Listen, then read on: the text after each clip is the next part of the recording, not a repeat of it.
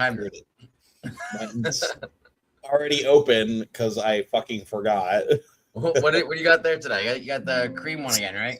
Same fucking thing. Can't go wrong with it. We got Dr. Pepper today. We have an agnostic beverage. Agnostic beverage? Oh, because there's no flavor. Yeah, there's no specific flavor. Okay. There's an episode of South Park I love, and it's Cartman thinks that getting adopted by a family will mean he can move to go to a rich family. But he goes to a really poor family, and they are an agnostic household, and they make people only drink agnostic beverages, such as Dr. Pepper. That's fucking hilarious. Let's push our soda beliefs onto everybody. Everyone drink your diet soda. I still fucking see people that bash diet soda to this day. To this day, dude. To this day. And you know what it is? It's because there's always going to be a group of people who think since it is a chemical that it has to be bad. But those people simply don't understand biology or basic levels of chemistry, because most of these things are found in nature and just slightly refined or slightly tweaked to become what we want them to be. It's kind of like phenylethylamine, right? Like people say that phenylethylamine is connected to cancer, and they think of that as being a reason why like diet soda can be bad for you. But like steak has like 2,000 times the amount of phenylethylamine compared to a diet soda, right? Or like even a tomato, for example, has like 50 times the amount of phenylethylamine compared to a diet soda. So it's if people don't understand it, and I remember there's this Instagram account, and I fucking hate her. It's Food Babe, and she used to say, if you can't pronounce the chemical, it can't be good for you. What? Yeah, that's the dumbest fucking shit I've ever heard. Just because you didn't take Hooked on Phonics as a kid and it didn't work for you doesn't mean that it's a bad product. What the fuck? Like, arsenic is found in nature. Just because you can say arsenic easily doesn't mean it can be good for you. Yeah, and pretty much every chemical is just based off of its organic structure. And if you started doing that with like regular fucking things that I'm trying to think of an example, but you think of like regular house, like if you started calling water dihydrogen monoxide, people would all of a sudden think it's fucking bad for you. Oh, absolutely. If you break anything down to the chemical structure and say it that way, sounds so much worse. Or even like I'm Googling it right now. I always say it wrong. The chemical name for vitamin D, cholecalciferol. Yeah, vitamin B6 also has another, like, it's technically, it has a weird name. It's like pyroxene or something like that. Exactly. So like a lot of things that are just things that you already ingest and have a different name, if you just use the chemical name in place of it, which is what is legally required on the back of an item. You can't give just a commonplace name for it. You actually have to give the chemical name for it. That, you're going to have some people who simply can't say stuff. Fuck, people can't say so many other things. Does it make it bad for you? Yeah. And what Percy said, like, you can take anything, give it in excess, and you can die from it. And water is always the main example. You can literally die from overhydration. Absolutely. And there's this part that always kind of is imprinted in my mind. When you first got into steroids, did you ever watch the movie Bigger, Stronger, Faster? I don't think so. Wait. Well, if you haven't, you should.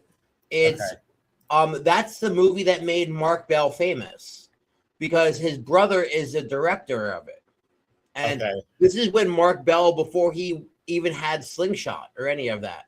And he was just a regular loser powerlifter. I have heard of this. I never got to anyway, so like during the movie, they interview Olympic coaches.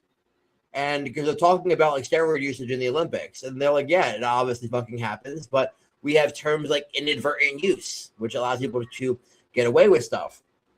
And one of the doctors is railing off all these side effects. And the last one's cardiac infarction. And he was like, do you know what the side effects I'm reading for? And the guy's like, what? He's like, vitamin C. Like, no one would ever correlate cardiac infarction with vitamin C, but it is a very minute possibility. Yep. Someone who has vitamin C in excess. You would never, ever in a million years say, stop taking vitamin C, it may cause a heart attack. You would never fucking say that, right? Because the percentage is so small. And it's kind of like, I'll use like peanuts as the example. You and I can eat peanuts and totally be okay, but there's going to be someone else who's going to ingest peanuts and go into anaphylactic shock and fucking die, right? So like, you can't always blame the substance either. You sometimes also have to blame what is currently going on with that individual and what is specific about them, because that can always be a thing too.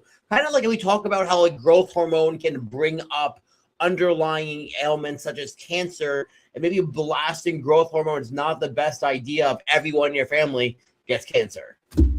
Yeah, no, it's a really good point of bodybuilding that, and just the general fitness industry, where people will use any form of scare tactic to say, "Oh, you shouldn't do this because it'll lead to death, disease, shorter lifespan." When most of the time, what we're doing is probably healthier than what a lot of these individuals are actually doing. The biggest thing I can think of is like so many of the critics of healthy lifestyles and that, oh, that's bad for you. Isn't high protein bad for you? Isn't whatever, all that cardio bad for you? It's usually the people who are drinking and they are using high nicotine usage and are probably indulging in much more catastrophic behaviors to their health than what we're doing, and not getting blood work done. And that's the big thing, blood work, right? Like, that's really where you're gonna be able to tell where things are going overall, and even where your current situation is, right? Like, you don't really have an understanding of where anything is at until you have that as a frame of reference. I can't tell you how many people who get labs are like, oh fuck, I had no idea I had high cholesterol, and I was like, when's the last time you got blood work? Like, I don't know, when I was like 17 or 18. I'm like, yeah, man, this should just be a routine thing, like getting your oil changed. And people, I mean, I've noticed this. Like, I will go into my doctor's office for my physical or whatever, and I literally will. They're supposed to give you a blood work referral before you go to your physical, so that you can bring your blood work results to the physical. But doctors are so bad at, like, at least general physicians are so bad at timing, and they deal with so many patients. Yeah, I think that's part of it. Is like, by the time you go to your physical, you may be getting a referral on that day because they forgot to send it over before, and then you're not going to see your doctor for another 6 months. So you're getting your blood work done and then waiting all this time. And it's just, in a perfect world, everyone should be getting their blood work done at least once a year by the time they're 18 till the rest of their life, because it's probably the biggest way to catch something ahead of time. Exactly. And that's just all it is, kind of just like we don't assume something is bad, but you don't know if you don't get it checked. You simply don't know. And like you said, like, it's a preventative measure more than anything else, because those things that we can nip in the butt early and instantly kind of start turning around if we can see the symptoms of it. The only downside is sometimes is that I feel like a lot of the ways that doctors read blood work is very reactionary compared to preventive. And that's kind of because they don't really make lifestyle suggestions more than pharmaceutical suggestions more than anything else. I was literally going to say it's give this drug for this issue rather than, okay, let's try a change in diet and a change in and that's the thing. Like, doctors will go and they'll say, oh, you need to change your diet. You need to work out more, but they're not the ones who are saying, okay, here's a program for 7 days a week where you're going to be doing this movement on this day and this day and this day. Here's your cardio regimen. Here's the food you should be eating, laid out. They're just like, diet and exercise. and that's a very broad term. And for people who don't do this, that could mean anything. That could really mean anything. That could just be like, okay, let me stop getting McDonald's once a week. Like, that could simply just mean that to that person. Or let me maybe go to the gym twice compared to once, right? And like, things like that necessarily would not make any marginal improvements when it comes to to labs. Or it's like, all right, let me jump on the most recent fad diet I saw on Instagram. And it could be like, oh, you should do keto. And then all of a sudden they're making their blood work worse because they're eating a very high fat diet or doing something that could potentially skew those values up even more. Which I feel after having a couple consults this week, I'm like, the more I like talk about it, the more I feel like we almost care about people's health more readily than some doctors do. Yeah, and I saw that they're making a change to that too, that they're now making a bigger emphasis on dietetics and all of that with MDs, which I strongly believe, because if you're only treating if you're only being reactionary, you're kind of only doing half your job, right? Like half your job should be preventing, the other half should be treating, right? Because then if we just do it on that, we're only going to help people the moment we can make money off them. That's kind of what we're banking on then. Yeah, and I don't think I give some doctors a little bit of grace in terms of like their ability to care and look over patients, because a lot of times it's when you go to like a physician's office that is under like a big healthcare brand, and I'm not going to like, I'll use one, for example, like Lehigh Valley Health Network. Like Lehigh Valley Health Network owns that physician office and they hire the doctors to be in there, but they also control, hey, this doctor has to see this amount of patients for us to give them this amount of money. And what can happen is they start low and then they keep adding patient requirements. And then you have one doctor looking over 100 patients, and how are they supposed to give all of them attention if they're trying to manage 100 patients plus keep up with the latest research? Like, we do this all from home and manage however many clients we do, plus on top of having to do all the extra MD stuff on top of it it's a lot. So I kind of do give some of them some grace. And absolutely. But I definitely think there's some type of system that should be in place. If it's having a nurse practitioner underneath to follow up and do things like that, there's a lot of offboarding that can be done, so it doesn't have to fall on the sole responsibility of just that MD. But I know you and I can talk about this all day, because there is a big, massive gap in the medical system when it comes to this. And I don't know if it's a gap that will ever be filled, because if it is filled, then Big Pharma is going to be very unhappy if it does work out in that way. But we'll see how it plays out.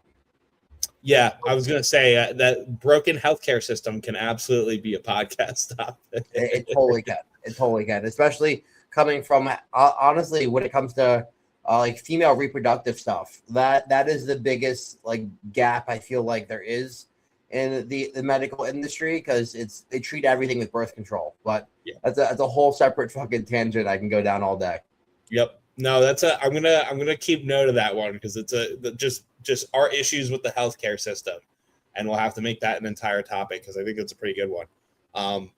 But we decided today's topic. I didn't get any questions, by the way, but I'm putting that. I bet you I get like 3 by tomorrow. Know how it is. Those are gonna be posted late today. Yeah, so I'll check mine real quick. With that being said, the topic that we were going to go over today was just general beginner mistakes that people who get into bodybuilding make. And this doesn't necessarily need to be competing, but more so just general. I want to, make healthier decisions. I want to get into bodybuilding. What are some key mistakes that maybe we made back in our day when we started, or that we see clients make that could be preventative and help somebody? And I think the very first one I can think of, and it kind of goes in, like, everything we talk about kind of goes into training, diet, and drugs. Like, that's very much like the big 3 of bodybuilding. So I'll start with training. Like, I think way too many people, there's so much I could go off of this, but the first thing I'll say is form, and not spending the time to correctly train like a bodybuilder and not a weightlifter. And I think that's a big disconnect, especially because social media nowadays, which is a good thing, is talking so much about logbook progression and beating the book, which is something that needs to happen, right? We need to progressively get stronger, but you need to make sure that the load that we're using is pretty much being or going to the muscle that we're actually trying to stimulate. And like, I'm sure we've all seen people who chest press and use their shoulders and their triceps more than their chest. Like, you don't even see their chest actually engage. Or you've seen people who do like a row-based movements and use their bicep or use so much torso rotation as the way to drive the weight back, so not actually using their lats. And they're seeing the book progress, but they're not seeing their physique change or their physique change in the way they want it to. And I think that's where, like, obviously looking at people's form and the training footage is such a helpful tool, because at the end of the day, the training stimulus is going to be one of the biggest drivers of physique change at the end of the day. I've been getting, I'm trying to think of how I can motivate my clients to send me more training footage, because I'm noticing that I'm fixing like people are getting what the typical process. What's happening lately is like a client will say, "Oh, this is bothering me. Like I'm having hip pain, I'm having knee pain, shoulder pain." And I'm like, "Can you send me the lift to which you feel this?" And then they send it, and then I immediately know, and it improves. And I think I wish I could do some form of motivation to get all of my athletes to send a little bit more training footage, because it is the number one way you can prevent injury and something going wrong, and fixing something so that it feels so much better and they can improve on it and actually work the muscle you're trying to work. Drives me crazy. Here's a great little incentive, and I've done this for a few clients who don't send as frequently. I'll literally give them a homework assignment, and I'll say, "All right, cool. For these next 6 weeks, I want you to pick one exercise for each day that we're going to hyper focus on progressing, okay? And I want you to send me that clip every single week. I'll let you pick whatever movement it is, but it has to be a compound movement, and I want to see it each and every single week." And so, like, I make them, in essence, focus on beating this one movement, which, number one, leads to them sending videos for that one movement. And also, it forces them to hyper-focus the same way that you and I hyper-focus on the whole entire logbook when it comes to one specific movement. Yeah, I will say that, too. It's like you notice that, like, they are going to try and do the exercise correctly when they know it's on film. Yeah, it's funny because I remember first starting asking for training footage, I think it was 4 or 5 years ago. And it was when me and Ross Flanagan were having a conversation. And I was like, man, like, I really feel like some of my clients do shit wrong, and I don't know how to convince them they're doing shit wrong. He was like, this is what you do. He's like, you motivate them by saying, "Hey, every single day, I want you to send me a impress me set." Yeah. And if you're and the goal is to actually physically try to impress me with form and effort. And I'm like, that's actually kind of brilliant. You're not framing it as a way that's like, "Hey, I'm assuming you're doing something wrong." Yep. It's, "Hey, I want to see you impress me today." It's so funny. Yeah, it's all psychological, right? Yeah. And then after that, I started initially asking for it, and then I uncovered a bunch of shit being wrong. And I was like, okay, this just simply has to be like a mandatory thing, especially for those who want to compete. And like, the beautiful thing that I've seen about my clients who do send training footage, and I'm sure you've noticed it as well. Granted, there's some outliers beside these, but they seem to make a little bit more progress and seem to bring up the lagging body groups a little faster, because they're getting the frequent feedback from you or I saying, "Hey man, this is good. Double down on this." Or it's like, "Hey man, I love seeing the effort and the intensity here, but we need to dial this down a little bit and focus on perfecting this before we focus on overloading it." Yeah, and like I don't want to use him as an example because he doesn't send training footage. I'm using him as an outlier.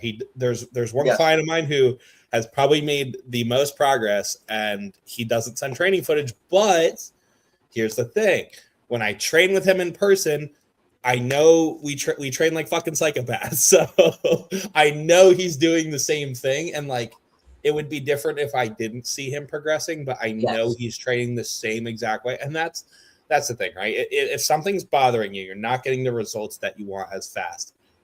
That's where you absolutely should be filming your lift, sending it to your coach. Like that's the biggest like do something, you know? Yeah, and it's funny because every time someone says that something's not progressing, I'll be like, send me a video. Yeah. And then I can only figure out why it's not progressing. And honestly, so I did get 2 questions, and this kind of actually a good segue into one of those questions. Is how do you know when to take a deload? And I know since I program them like every 7 to 8 weeks based on where walls people hit, I say it when it comes to a period of time where you're not seeing really any progress with some lifts. I normally will go to a deload before I go to pivoting exercises, especially if we've had 10 or 12 weeks in a row where we've constantly beat the book. And now we've had 3 or 4 weeks in a row with no progression. Well, this hit specifically just due to the fact that, especially my natural people, right, that we need to kind of give our central nervous system a little bit of a break for a week or so, allow some of the inflammation that we have to kind of cool down a little bit.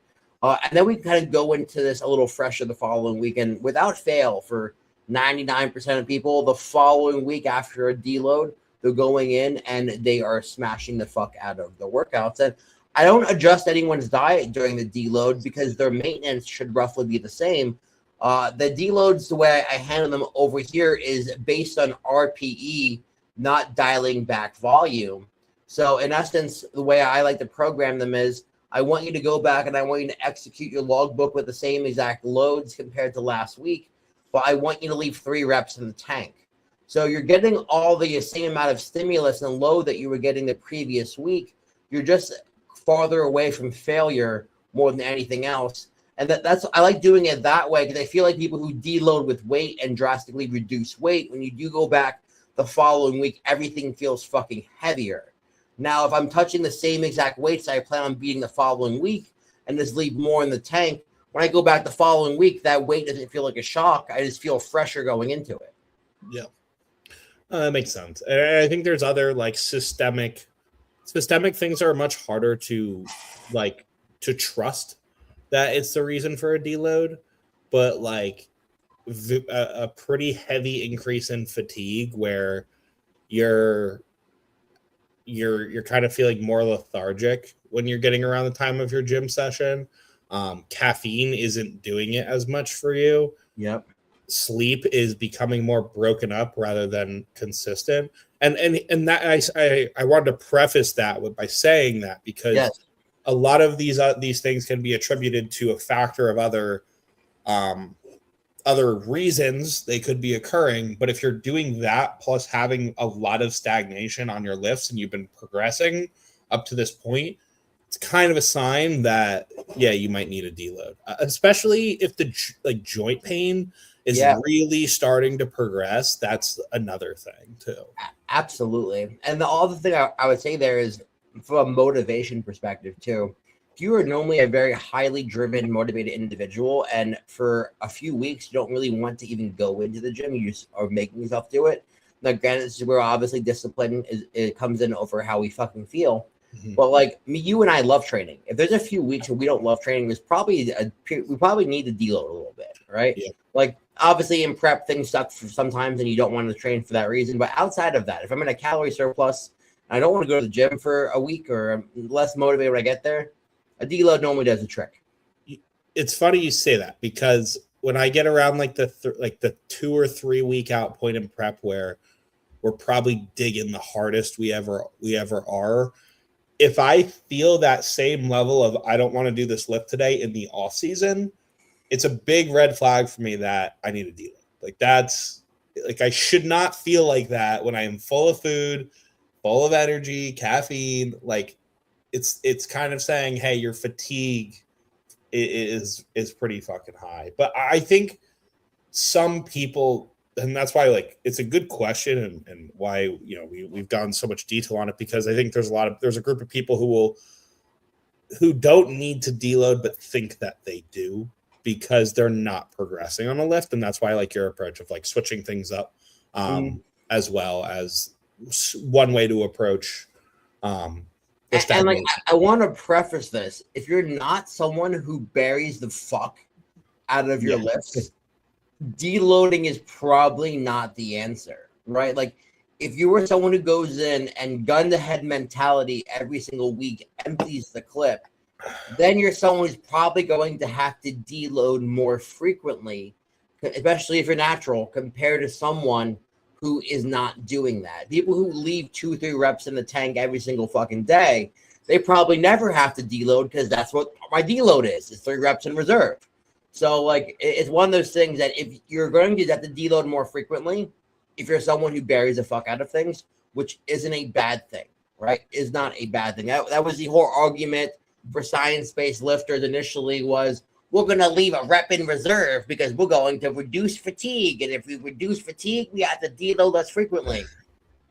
Shut the fuck up and bury it. Like, it's that simple. Like a week out of the gym and again, like, you're still training that week. You're just not pushing balls to the wall for a week. You're still going in and doing what you have to do, and you're not atrophying over a week of not burying it. Yeah. Yep. Exactly. And a lot of what we'd kind of discussed has to do with the topic as well of, like, when you said training and the lack of intensity when it comes to training, that was the first thing I thought of, was like, that's something I see a lot of beginners make, is they just don't know how to train till failure.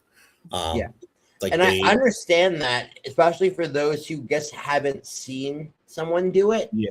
And they think failure is where it hurts. And that's where I think sending training footage is very important for someone who's not a seasoned vet in this sport, because I want to say 50% of my video feedback to people is, why'd you stop? Mm-hmm. That's probably what it is. And immediately after they watch the video, they're like, you're right, I shouldn't have stopped. And it's getting past that mental barrier. And I think Chris is in here. Yeah, Chris Flores mentioned this to me, I think it was like 2 weeks ago.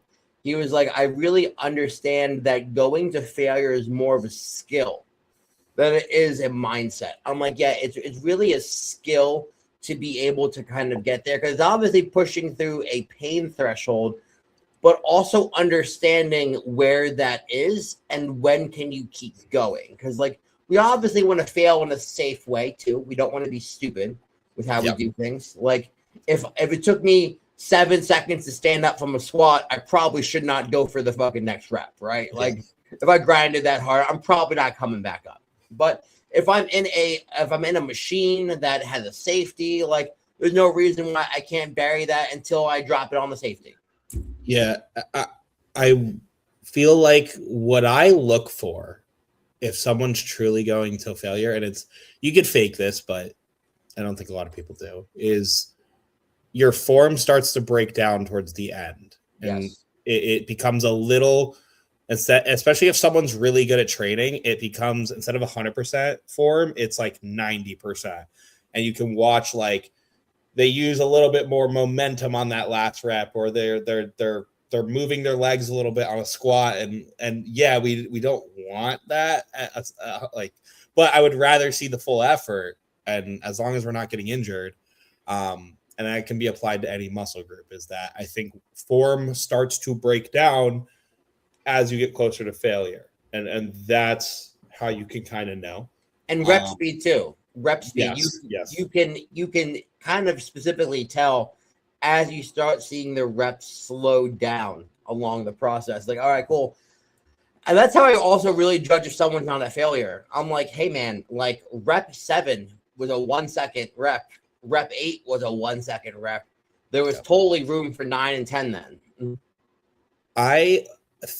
People ask, the number one question I get in terms of how can I make, like, in terms of what muscle I get asked to give advice on how to grow is always arms. And I always say, like, if you truly grow your arms and do an arm day, if you want to grow your arms and you're doing an arm day, you can legit make yourself puke by doing arms that intense, or at least come close to it. It's just, a lot of people will stop. And that's the thing, right? We don't want to get hurt doing, we're doing bicep curls, and we don't want to get hurt by doing shitty half reps. But at a certain point, like if I'm doing perfect like this and I'm failing, there is something of getting extra stimulus by using a little momentum to get a couple more reps out. And I think that's another thing that people don't, there's not a lot of science behind that. The like, how much do those extra reps broken down after you've already hit failure help? And I do think some of them do make a difference, and can be a way to kind of get intensity to kick up. Yeah, absolutely, man, absolutely. So I know we spent a good amount talking on training, and I definitely think that is a very hyper focus. Do we move to the next topic around this? yeah, which would be nutrition, the nutrition aspect, which has a lot to it too as well. Like I think all of these aspects have a lot to what you could potentially do wrong. But I think, see, I started right away, and I get other people don't do this, but like thinking you can get away by not tracking what you eat, I think is like the intuitive eating. And I'm just, I'm just going to eat high protein foods. It can work for a little bit, but it's not sustainable in the long term, I think. It's not. And I think one of the big things too about specifically just having a meal plan where you're eating the same food sources repeatedly and kind of just going off that, you can kind of see consistent progress. And I know that you probably work the same way I do. If I change food sources up a lot, my weight fluctuation is a little bit different. And it's because like things like, for example, digest slower, right? Yes. Some things I have much more fiber. So when I do weigh in, I have like more overall GI weight. By specifically staying with the same foods over and over again, I can kind of see more linear progression and have constant data that I can kind of reflect to. And then I can kind of go back and be like, okay, let me actually alter this or adjust this. But if you're just intuitively eating, you don't have data to go back and do that with. You don't know how much calories you're getting in on a consistent basis. And there's a lot more to worry about more besides just protein. I have a cat on my computer. And I think most people undershoot their protein amounts when they do that. They think they're getting in more protein than they actually are. What are you doing? I'm waiting for the mic to go mute. That's what I. So hold on. Let's see if I can pivot this. He's right there. What are you doing, bro? What are you doing, dude?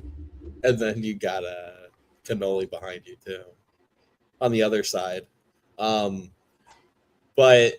oh my god, what was my fucking? Oh, most people undershoot their protein amounts when they do that because you don't realize how much protein it takes, or how much like meat portions it takes to hit 50 grams of protein in a meal, or even 25 grams, especially for beginners. I think that's something that they drastically undershoot when they drastically do one or the other. They drastically undershoot it, or they only care about protein. So it's the only thing that they're really getting in. It's kind of one or the other. Like and just having high protein alone is not going to build you muscle either, especially like if you're drastically under eating calories.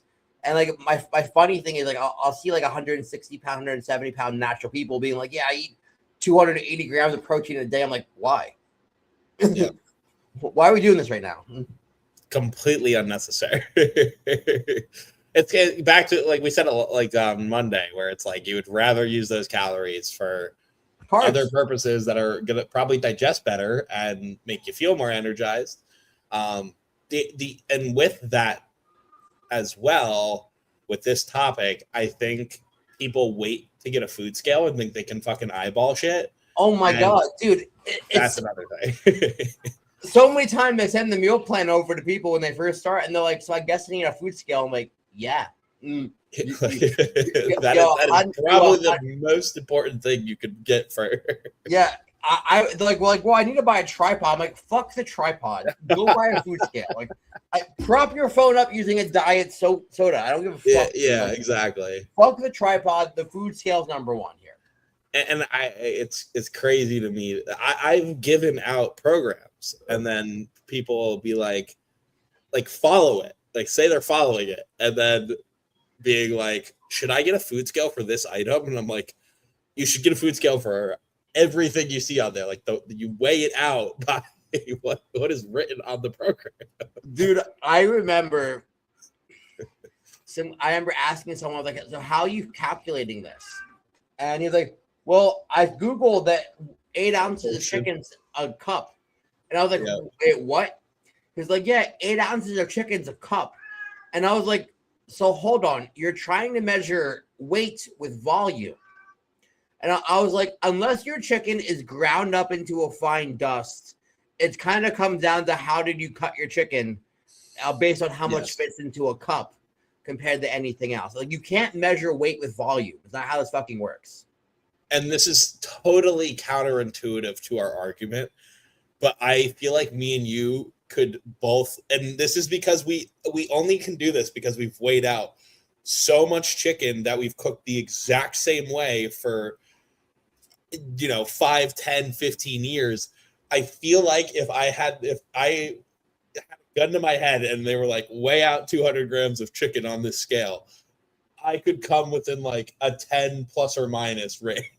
And we still use a fucking scale. I still am like, especially, and on prep, like I am the type of person who, if I am told 200 grams of rice and there's 201 or 199, I have to wait until that number is exact. Off season, okay, 201 versus same.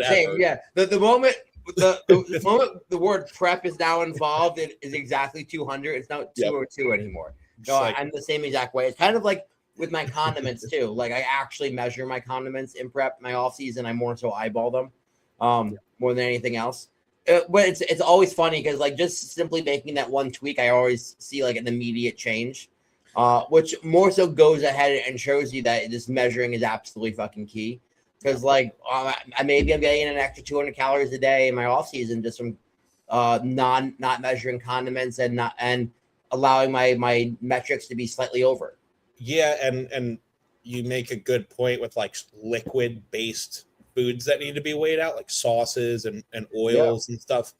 There's a reason we put grams and not always tablespoon or teaspoon, because it can be entirely deceiving. And everyone makes the one reference to peanut butter, because peanut butter, 1 tablespoon does not look like 1 fucking tablespoon.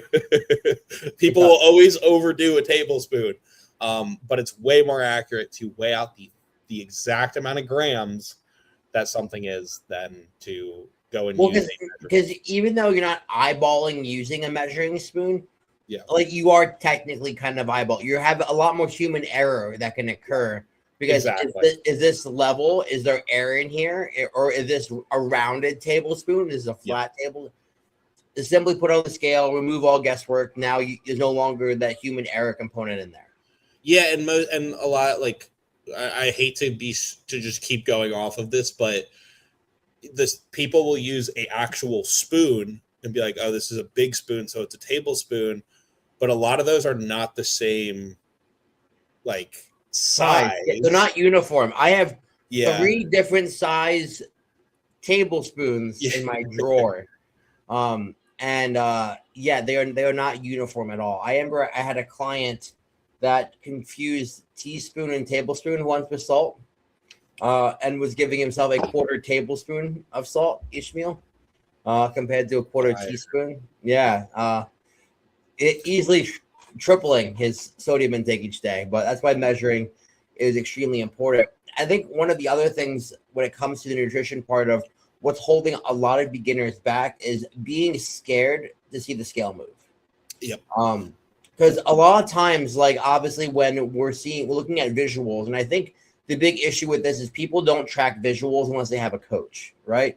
Most people are not waking up once a week in a fasted state, taking check-in photos and sending them to themselves to put them side by side.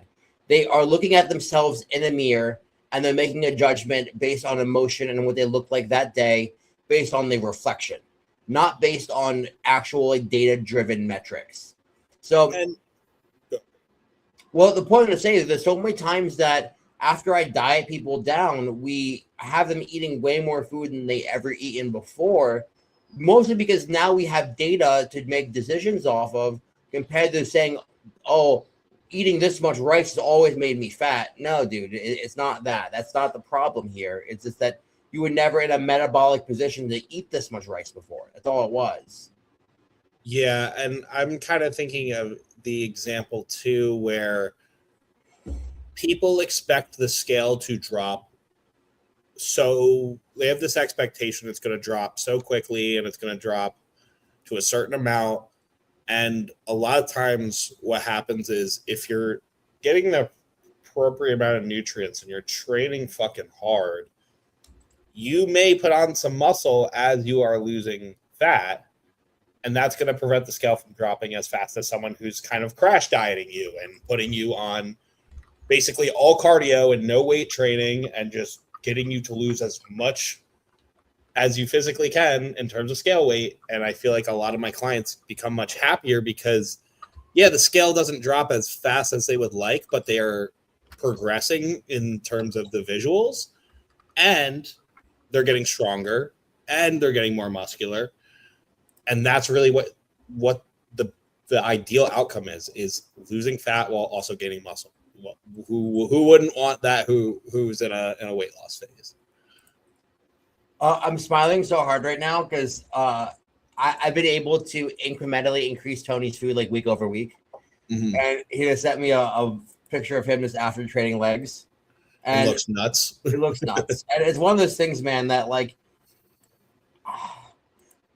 Someone asked me, can they get this lean? And I'm like, I don't know, man, because I feel like some people genetically can get way leaner than other people with minimum effort.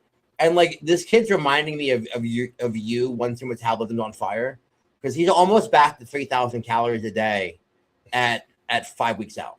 Dude, it's fun. Like there's certain, it's like the body type of mine. I see it with some clients. It's like, once you get them down to a certain body fat percentage, they are so fucking sensitive to food that you like have to throw in either free feeds like every 2 or 3 days, or increase their food, or even do both. And it makes prep 1,000 times easier. And I always feel bad when I have to tell people, yeah, I'm prepping on 4,100, 3,000 calories, and I'm this week's out close to show. But, you know, it's just how sometimes some body types work. And I could not explain to you why it is how it is, because I sit on my ass all day and work from this chair. It's not like I'm out doing, 20,000 steps every single day. And somehow my body just burns through shit. And I see it with clients as well. Well, it's just putting them in a metabolic advantageous position, right? And this is why, like, you don't always have to starve everyone the way that you think you do. And this is why, like, each prep with an athlete gets better because you figure these things out normally during your first season with them. So you can make the adjustments the following season. So, like, obviously with Tony, I was like, all right, next year you only have a 16-week long prep. Like you've been ready for like 5 weeks now. Like I've had to dial things back drastically just so you're not suffering over there. And honestly, like, when you're at the point, like I'm worried if I keep him dieting, he's going to lose muscle at this point. So it's one of those things, again, this simply going back to what can hold people back too, is just, I guess, not understanding how your body works. Because like all of us probably at one point wanted to diet harder just because we felt like we had to. That's what we saw online. We saw the pain and suffering. So we thought if we weren't suffering, we weren't doing anything important or weren't moving in the direction that we want. Yeah. Yeah. And I the one thing I'll say to finish that up about that body types and just in general is a bodybuilding show isn't a hardest sufferer contest. It's whoever looks the best on that day. And some people don't have to suffer that hard compared to others. I have a big one that I have had to really harp on clients the last couple of weeks, especially with St. Patrick's Day, is drinking on the weekends when you're supposed to, and you can be perfectly on plan Monday through Friday. I'll say Monday through Thursday, Sunday through Thursday. And then go and drink Friday and Saturday and absolutely halt your progress. And it's a really hard concept for people who constantly go out and are in those social situations to get over. And it's the one thing I made a point of 2026 is to challenge my athletes a little bit more. I've already started to do that. And every time I've done it, I feel bad, but they're always like, you're right. Yeah. Like, I need to be better and I need to not do this. Well, because at the end of the day, like, they are seeking us out for guidance. Yeah. Some people are paying for quote unquote rent a friend, but most of these people are paying for true actual guidance. Our job is to say the shit that they know they should be doing, but simply aren't doing. And when you break down that, like, hey man, like, you drinking over the weekends can stop protein synthesis and fat loss for up to 72 hours. That's half your week. You are undoing half your week's work of worth, or half your week's worth of work literally over the weekend, which again only gives you 3 days to make progress. That's not going to let you beat anyone. The guy who's not doing that is simply going to leapfrog over you.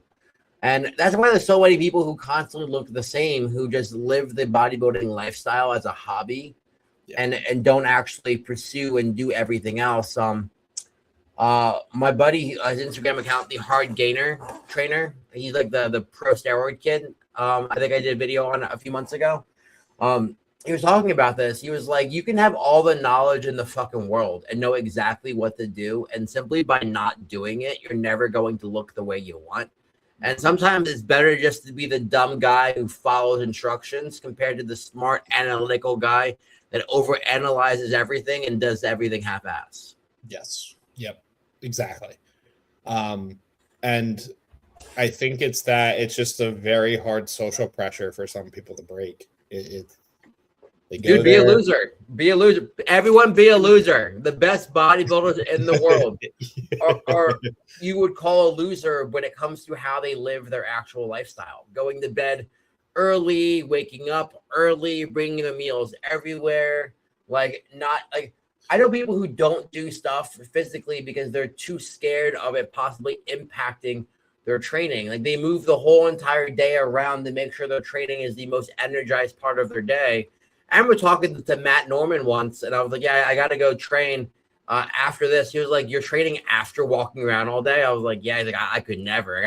I'd rather wake up at 4 a.m. and go train. I can't do legs after walking around for 8 hours. I'm like, it's not going to be a fun day. But no, you're absolutely right. So, like, there are people out there who are going to rearrange the whole entire schedule to make sure the training is the number one most important thing of the whole entire day, because they know that's the driver of becoming a better bodybuilder. And those who aren't willing to do that are simply going to get beat by those who will. Yeah. And a lot, like you said, a lot of the best bodybuilders kind of already have the personality type of not wanting to be going out as often. And like, when I go out, I have a good time for like an hour, and then my social battery's out, and I'm like, all right, I want to go home and fucking lay down and eat my food and not talk to a million people. I even get that with like the gym, and not to go off on a tangent, but like when I have meetings all day at work, I don't want to go to the gym and talk to people. I want to go to the gym, have fucking Creed blasting in my headphones, and smash a fucking workout without talking to people, because one, that's what I enjoy, and two, my social battery is just fucking drained. Bro, it's funny because consultation calls do that to me, man. If I have like a lot in a day, and if I have more than 3 sales calls in a day, I do not want anyone to talk to me when I'm at the gym. I will walk around the whole opposite side of Iron Revolution to make sure we do not make eye contact, so we can't have a conversation. It just takes so much out of me sometimes. It truly does. It's like a social energy. It's like I don't want to have to like engage in a conversation. As I think people who have the same social battery that we do kind of understand it. It's like you want to engage in a conversation with someone and so you don't like upset them, and they probably want to talk to you because they look up to you, they want advice, whatever. But I don't want to do that after all day of talking to people. Like, no, I'm sorry. No, it's me time, you know, and like that's it would be the same thing as me going and watching a movie like that. Like, but this is what we enjoy, right? Absolutely. We do cardio. But when we do cardio, the calories we burn, is that only a fats? One, before we touch on this question, I had a previous client who was told to go by their calories on the treadmill from their previous coach, and I was like, "That's the stupidest fucking thing I've ever heard." Anyway, I think the only time I've ever done that is for people who I'm worried about their intensity. Yeah. So I'm like, I'm just like, all right, this is an easy way for them to at least hit a metric. Especially I know based on their weight, how the machine, how hard they're gonna have to work on the machine to hit that calorie mark. But this question reminds me of, do you remember that guy's Instagram account when he would eat junk food and go run it off? Yes, and more people. Some people do that too. Like, still do that. Like, I'm gonna eat 10,000 calories and try and burn 10,000 calories, right? Like, Yeah, because there's that black guy who does that. He does the map my run thing, and he wears the heart rate monitor. Yeah. And he's like, all right, cool. I'm gonna eat this 5-pound gummy bear. And then and he actually does it. He runs like 40 miles in a clip, 50 miles in a clip to burn it all off. So not directly, man. So like, let's break this down. So there's always going to be some type of thermic effect from the food that you eat. And that's somewhere between 10 and 15% of what total calories are in that meal based on, and this could be even lower based on the macronutrient content of that meal. So your protein is going to be the most thermic macro when it comes to that. So the fact that that has 25 grams of protein in that, especially that's coming from real food, the thermic effect of that may be a little higher. So let's say that 25 calories of that meal immediately, or 25 to 40 calories of that meal, you're just going to burn specifically from digesting that. Now, when it comes to activity, your body is always going to use stored energy first for the most part in the form of like glycogen and glucose because it's most readily available, right? So in reality, you're going to be using your stored glycogen as your main energy source when doing your cardio, but this also comes down to where your heart rate is at, right? Are you doing more intense cardio like zone 2? Because then you're going to be using way more glycogen and glucose as fuel. Compared to if we're sitting in zone 1 and our heart rate is lower, you're going to use more fat as fuel. So I guess to answer your question, it would be beneficial to do any type of activity or movement after eating. Mostly, I would say more so for the blood sugar effect more than anything else. And that's just assisting you with partitioning those nutrients because all you need is roughly like 10 minutes of activity to have your GLUT4 receptor active enough to transport enough glucose to equal the dosage of like 500 milligrams of metformin.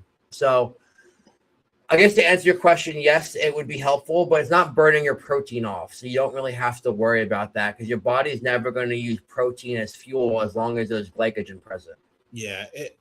The question is something that's very difficult to actually answer because there's so many factors to go into like what's going to be shuttled to glycogen, what's going to be shuttled to fat, what is your current body fat percentage, are you someone who's depleted of glycogen, like that all, and that also affects the thermogenic effect of the food that you were saying, right? Like the person's current body comp is going to make a difference on.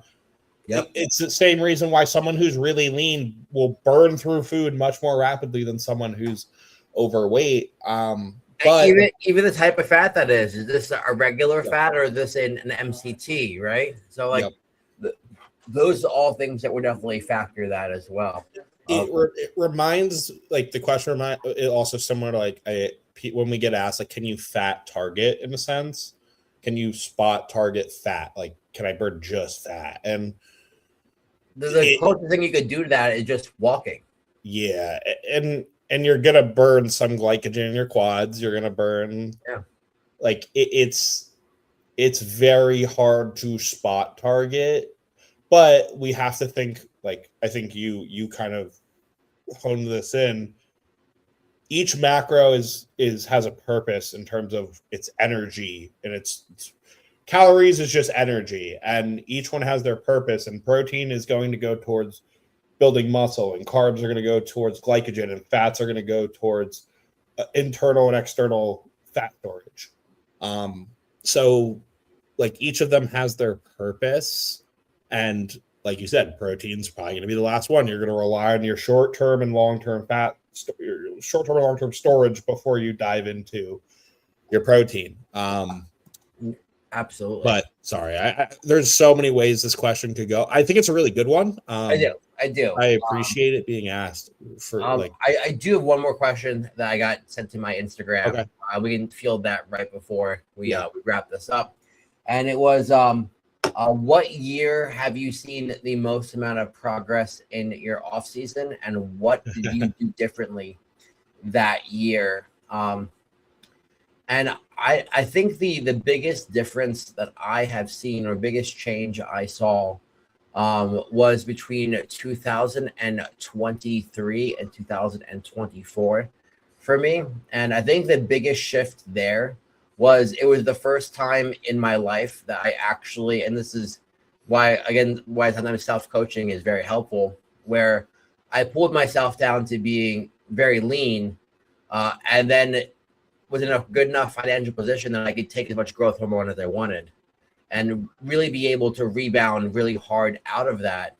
And I think in that year alone, I think it's probably the only year I think I put on more than 10 or 12 pounds of tissue in a season, because that's what the year that I jumped out of from light heavyweight to a heavyweight competitor was that. And I think the big thing was, it was, instead of reverse dieting out of being lean, I actually pushed to rebound using insulin and growth hormone during that period of time. And I tried to keep myself as lean as possible during that period of time as well. And I kept activity fairly high during that. Not doing a ton of actual cardio, but just lots of neat activity. And it was just like periodic, like 10-minute walks after meals, kept my digestion high, kept my appetite high, which kept it really easy to keep food down. And during that whole entire time, I made sure to train at the same gym every single day. I logbooked everything. It was kind of like I just lived and breathed bodybuilding for that whole entire year. Granted, I do that every single year, but I think the combination of, in essence, self-coaching myself through that period of time, especially because like my brand is directly related to me. So it was kind of like, I was like, all right, cool. Since I coach myself, I have to make sure that obviously everything is progressing quickly, because I'm a direct representation of my own knowledge. So I think that kind of went hand in hand with that. So I think it was actually rebounding out of a diet compared to reverse dieting out of it. I think it was being in a financial position where I could take as much growth hormone as I kind of wanted. And I also think it just having enough activity and free time that I'm able to stay active enough that I'm not getting overly fat being sedentary. Yeah. Everything you said in terms of like what you did I would apply exactly to my biggest growth period. And it would absolutely, I would say the last two reverses have been the biggest growth I've seen. Universe reverse and then Lehigh reverse.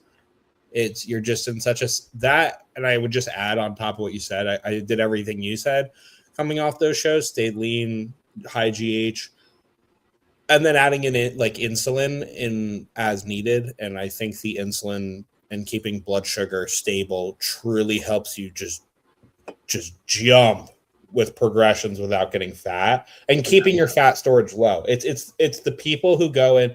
In the past, I would go and fuck up my reverse by eating a shit ton of shitty food for the couple of weeks following. Whereas as I got older and more serious, I was like, okay, one day of this, maybe here and there, once a week I have my free meal, but every other day, exactly the food that's on the plan. And that just skyrocketed my reverse. Yeah, and I definitely think the more over the past several years, I barely take my free meals now.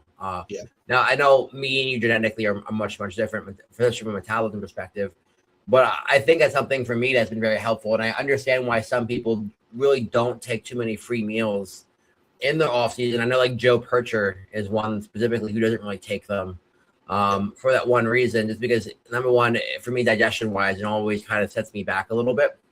And number two, I'm someone who just puts on fat fairly easily. And for me, having a low fat diet has always been very helpful for keeping me much leaner. I have a very high carb diet with very moderate fats over the course of the day. I think I only have a total of 18 added grams of fat into my diet beside what is found in food. So there isn't much added fats in there. So I do notice when you do go out and have like cheat meals, they're normally extremely high in fat overall. Like a Five Guys burger is like 46 grams of fat, 56 grams of fat. That's almost 2 days of fat for me. Oh yeah. I can't say that. I'll go. Yeah, you can't. No, you can't. I'll go. I mean, the free meal you gave me the other day, I went and got a fucking Five Guys burger and fries. I was like, fuck the sushi. I'm getting a burger. No, absolutely. And you absolutely can get away with that with how your body responds to stuff like body. That. But exactly. Do you want to answer this before we call it? Yeah, let's run through it real quick. So it kind of comes down to like what is the main problem? Is the problem falling asleep or staying asleep? I guess we would address that. Yeah. So like when it comes to falling asleep, we need to kind of figure out why someone's having issues falling asleep. Is this because someone's central nervous system is very stimulated, maybe possibly due to caffeine consumption over the course of the day, or just maybe because they have a lot of things on their mind?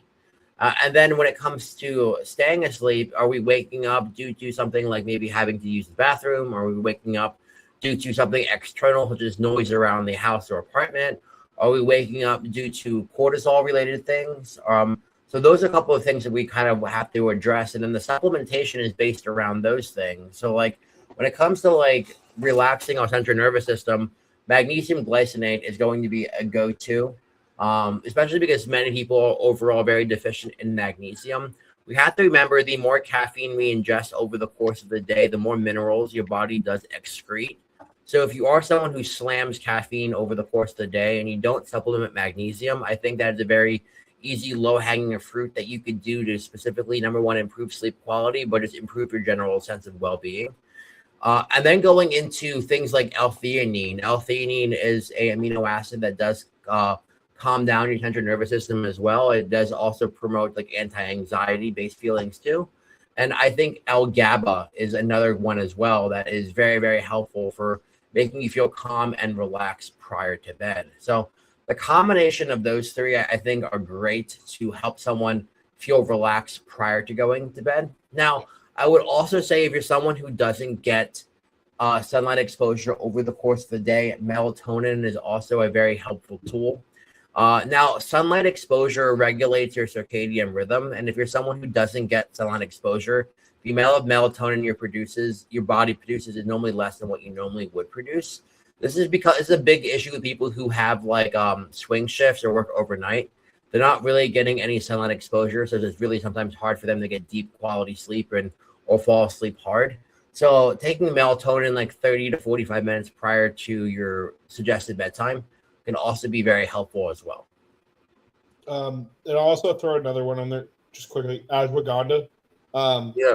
That's another, like I have a sleep supplement I take that I get off Amazon that has everything you just listed plus ashwagandha and chamomile extract. A lot of that's just helpful for relaxation and calming down the mind. But glycerol is not one I've particularly heard of, but yeah, especially because like that is a plant starch that's normally used well. Maybe thinking. Are you thinking of glycine? Or glycine, yeah. Yeah, let me know if you're thinking of glycine, because glycerol is normally used like as a pump product. It's also great. Something to hold water, but not. Yeah, so like it's good for like, that's why it's a good pump product. I wouldn't say it would help you with not going to the bathroom as much. If you're waking up to peeing often over the course of the time, I would look more so into prostate supplementation, because that could be related to a prostate issue more than anything else. And also maybe just like your electrolyte / water consumption management over the course of the day. Possibly you're someone who should drink less water near the end of the day if this is a reoccurring thing. I would just maybe front load water the first half of the day if this is something that you notice is an ongoing thing. I've had clients in the past who've done that just because they were frustrated with waking up 2 or 3 times a day, especially those who are a little older. Yeah. I think you covered everything. That was a nice, a good inform. That was like honestly, you could take that topic and make it part of a podcast topic, but you did a good job summarizing it. So, yeah, absolutely. That's what we're here for. It's why I encourage people to actually watch I had someone ask me about insulin the other day. I was like, we have a whole podcast on it. Or just jump on the podcast and ask the question, and we'll take care of it for you. Yeah, exactly. It's such a good resource for like asking specific questions, and like, no, I genuinely believe there is no such thing as a stupid question, because you could just be curious about something, but other people may disagree. But anyway, we are over. It is 9:09. I don't got anything else. Mark, do you? No, I'm good. Nope. All right. Well, thank you everyone for tuning in as per usual. We should be back on Monday. So thank you everyone. Mark, I will catch you later. There, guys. Take care. Thank you all again.